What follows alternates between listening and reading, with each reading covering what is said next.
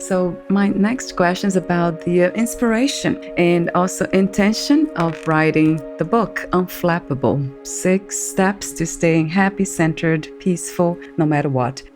Well, I have been obsessed with trying to discover who I am for as long as I can remember.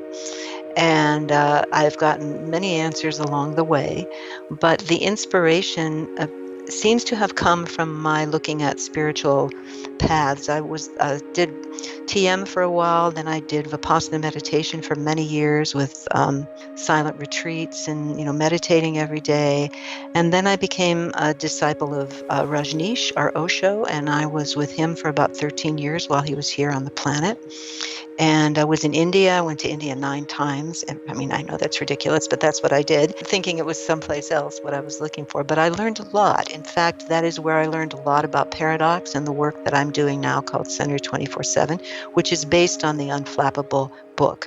So the inspiration has come from the realization of how powerful it is to understand that life really is paradox. I mean, it's changed me so much to understand that impermanence and opposites are fundamental truths about life that you've got to wrap your head around if you want to get even close to being happy in a more than 5 minutes a day. And I have a tremendous passion for it. In fact, I feel kind of stalked by the work in some ways. you know, I've done so much around it and have not really been that successful at getting it out to very many people in the world, not a large number. But it doesn't seem to want to go away, although I'm not as attached to it now as I used to be. So I would say I was inspired by some drive within me to know who I am, and because I'm passionate about finding the answer to that, and I love sharing things like this with other people. I mean, we human beings are just amazingly capable of so much that we don't know, and I love helping people find out what those things are. It's very cool. It is a wonderful work. I'm wondering what are the obstacles for most of us to come to that understanding that life is a paradox? The major misunderstanding is the way we were taught to deal with opposites. Because, life is a flow. Everybody agrees life is a flow. What most people don't realize is there's a pattern in that flow.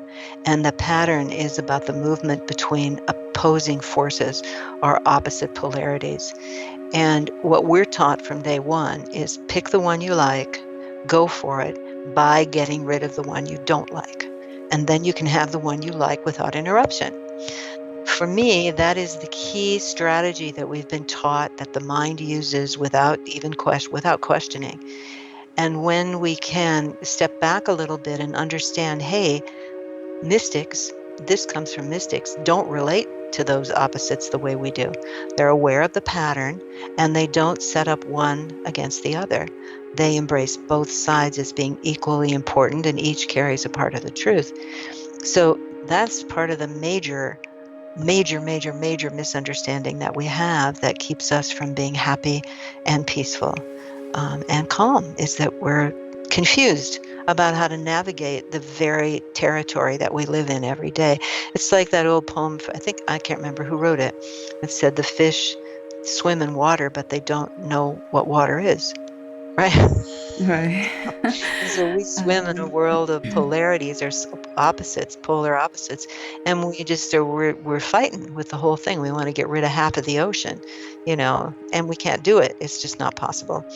And that's what my work is about, helping people wake up to. And then from there, showing them how to retrain their brain so they have a new option, like we talked about earlier, generating new options to hold the new beliefs and values and strategies. You give 6 tools to navigate the 6 step process. Why did you choose why 6 and why them? Well, why 6? I don't know. I don't have an answer for why 6, but these are the ones that, for me, working with myself and students, seem to have been the ones that are important. First of all, you'll never get into this work if you're not curious about who you are and how life works and what does it take to be happy. You've got to be curious. You've got to be willing to go out of your comfort zone. So I know that that's part of the reason that's there. Conscious awareness, the whole work that I'm talking about in being happy, is that your happiness expands with every with every breath of expansion that you get in your awareness, the more aware we become of possibility, and the more conscious we become that life is bigger than we thought. So curiosity and conscious awareness, for me, are two of the major things. You have to be curious, and then you have to be conscious of what you become aware of. And then you have to dive into the intention to not just leave it as a concept, but to actually implement it as something that you experience, embody it, embrace it in your behavior, explore its ins and outs, its crevices and corners. What is the landscape of happiness? What is the landscape of joy and wonder, or what is the landscape of anger, or rage, just to get curious about it, to become more aware and conscious, and to then grab on the intention of exploring it. Then willingness comes into play. Unwillingness is a big obstacle that stops people in their tracks, as I've seen. And I've worked with thousands of people on their quest for power and purpose and meaning, and willingness to give up what you think is true and open to an expanded notion. That requires you to then also not just be willing, but to use your imagination, because imagination is probably the most powerful thing that we have. It's far more powerful than thought. Imagination, if you can look closely, you will see you imagine things before they happen, always. I mean, manifestation we talk about in the long run, like manifesting your future. But just to decide you're going to have dinner is the result of having imagined yourself having dinner and coming to the conclusion that you're hungry, so you get up and move.